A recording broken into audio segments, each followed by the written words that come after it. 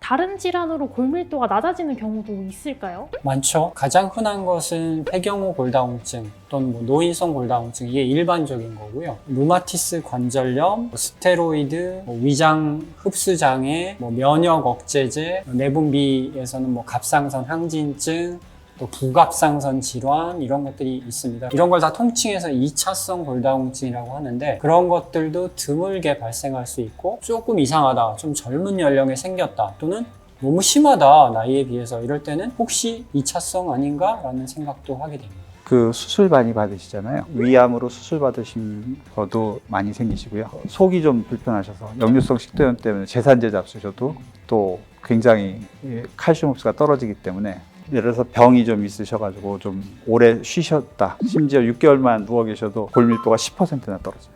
일반적으로 이제 골다공증에 대한 다른 질환 연계에서 식사를 하시거나 호르몬 관련된 질환 연계도 많은데요. 요즘에 이제 되게 고령으로 되게 건강으로 사신 분들 많긴 한데, 신경외과 입장에서 봤을 때 치매하고 파킨슨 환자가 많이 늘어나고 있습니다. 근데 이제 물론 그 병 자체가 직접적으로 골다공증을 일으키는 건 아니지만, 그런 분들이 이제 바깥 활동을 적게 하고 운동을 적게 하고 아무래도 식사량이 적기 때문에, 저희 같은 경우에서는 이제 파킨슨 환자 있는 분한테는 주기적으로 골다공증 검사를 권유를 하고요. 뇌졸중이거나 치매가 있으신 분들한테도 약간 주기적으로 골다공증을 물어보고, 혹시 골밀도 검사 하신 적이 없으면 하라고 얘기도 합니다. 다른 질환과 연계된 골다공증의 경우에는 다른 과에서 치료를 하기도 하나요? 네, 아까 나왔던 예를 들어서 루마티스 관절염이라고 하면 루마티스 내과에서 주로 보시고요. 위장 장애가 있다 그런 경우는 소화기 내과, 또는 폐 때문에 천식이나 이런 것 때문에 스테로이드를 쓰시는 경우에는 뽑기내과 선생님들도 관심은 있으십니다. 또 많은 전문의분들 중에 관심이 있으신 게 정형외과, 그리고 산부인과, 또 일부 재활의학과, 이런 분들도 골다공증에 관심이 많으셔서 그런 분들한테도 치료를 받으시는 경우가 꽤 있습니다. 다음 질문도 한번 드려볼게요. 골다공증을 주기적으로 검사한다면 그 주기는 얼마나 텀을 두고서 검사를 하는 게 좋을까요? 골다공증으로 진단받으신 분들은 1년에 한 번씩 골밀도 검사를 해서 골다공증 유무 및 골다공증이 얼마큼 좋아지고 있는지 평가할 수가 있고요. 골다공증이 없는 일반인의 경우에서는 나이가 들수록 골다공증이 걸릴 확률이 늘어나기 때문에 2년 혹은 3년에 한 번씩 골밀도 검사를 통해서 골다공증이 있는지 없는지를 판단을 받으셔야 할 것 같고요. 여담으로 말씀드리면, 저희가 이번에 개발한 엑스레이를 가지고 골다공증 유무를 예측할 수 있는 것도 나중에 좋은 하나의 방법으로 쓰일 수도 있을 것 같습니다. 그렇다면 골다공증이 있으신 분들이 해야 하는 운동과 하지 말아야 되는 운동이 있을 것 같은데요. 소개 좀 부탁드릴게요. 특히 나이가 들면서 운동량이 적어지고 근육이 적어지기 때문에 2차적으로 밀도가 약해지는 거거든요. 뼈에 붙어있는 근육 운동을 함으로 인해 가지고 뼈를 튼튼하게 바꾸는 거죠. 혹은 뼈의 손실을 조금 더 억제하는 거거든요. 그렇기 때문에 운동은 필수적으로 필요합니다. 어떤 형식 운동이 중요하지만, 근데 문제는 이런 분들이 20대, 30대에 골다공증 걸리는 것보다 60대, 70대, 80대, 90대의 골다공증에 노출될 확률이 훨씬 많거든요. 80, 90% 이상 훨씬 많은데, 그런 분들이 뼈만 약해지는 게 아니고 관절도 약해집니다. 어느 한 부위만 무리하게 운동하는 부분 강화 운동을 무리하게 하면 정말 운동하고 싶은데 관절이 다쳐가지고 운동을 할 수 없게 되면 결과적으로 안 좋을 수가 있죠. 전신 운동 위주로 하는 걸 권고합니다. 꼭 본인이 하고 싶은 운동 하시는 게 좋을 것 같고요. 걷거나 뛰거나 등산이나 수영 같은 운동도 아주 좋습니다. 부분 강화 운동 자체가 나쁘다는 건 아니지만, 그런 부분을 너무 강조해서 하다 보면 관절에 다치게 되고, 관절에 다치게 됨으로써 뼈를 강화시킬 수 있는 근육 운동을 하기가 어렵거든요. 피해야 할 운동을 하셔야 되는데, 이렇게 허리를 이렇게 구부리는 이런 자세는 요추 압박골절을 더 유발할 수 있기 때문에, 가능하면 굽히는 것보다는 이렇게 스트레칭, 피는 게 더 도움이 된다고 알고 있습니다. 또 넘어지지 않으시는 게 굉장히 중요하거든요. 그렇기 때문에 균형 감각을 잘 잡아주는 운동이 되게 좋다라고 되어 있습니다. 댄스 스포츠 같은 것들을 통해서 이렇게 균형 감각을 잘 잡아주시는 운동들이 되게 도움이 되실 수가 있고요. 또 외국에서는 태극권 같은 것들을 많이 권해주세요. 그러면 일종의 간단한 근력 운동도 되시면서 균형 감각도 잡아주기 때문에 그런 것들이 넘어지지 않도록 해주셔서 골절 예방에 도움이 되는 거로 되어 있고요. 의외로 도움이 될 것 같은데 도움이 안 되는 운동이 있어요. 수영은 도움이 될까요, 안 될까요?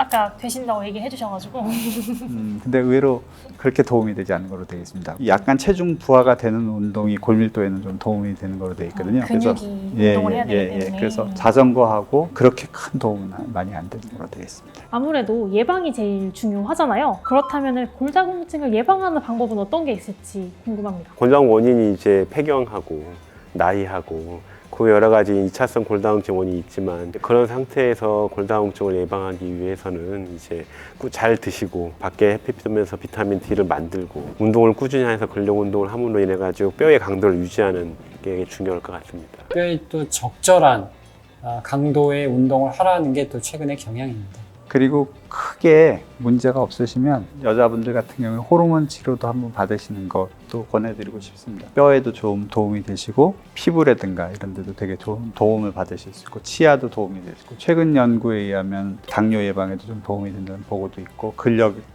근육도 보존해 준다는 보고도 있어서 예를 들어서 뭐 유방암이 걱정이 되신다든가 뭐 다른 문제가 있으시다면 모르겠는데 그렇지 않으신다 그러면 한번 그런 것도 고려해 보실 수 있다고 생각이 듭니다. 한 5년 이내에 폐경 직후 여성에서는 여성 호르몬 치료도 상당히 예방 측면에서는 도움이 됩니다. 그러니까 치료제는 아니지만 폐경이라고 하는 모든 여성이 겪는 문제를 50세에서 한 55세까지는 가능한 최소 용량으로 본인이 받아들일 수 있을 정도의 기간 동안만 사용하신다면 상당한 그 기간 동안 혜택을 받고 그 이후에는 또 골다공증 치료제로 가실 수가 있는 거거든요. 평균 수명이 한국인도 많이 길어졌잖아요. 50부터 거의 90세까지 이거를 어떻게 뼈 건강을 유지할 거냐 이거 상당히 생각을 많이 해야 됩니다.